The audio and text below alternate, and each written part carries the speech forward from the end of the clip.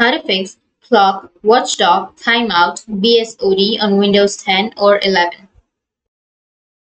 So if you want to fix the Clock Watchdog Timeout BSOD on Windows 10 or 11, which is a blue screen of death error, so this fix is super simple. What you have to do is get to update your drivers. Now this can be done by following the way.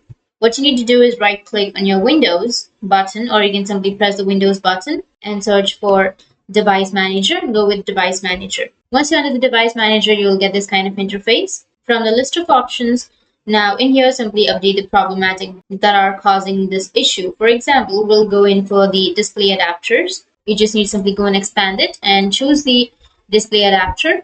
Right click on it, go with the update driver and go with search automatically for drivers. And it says that the best driver for your device are already being installed. You can go back and go with the second one, go with update driver.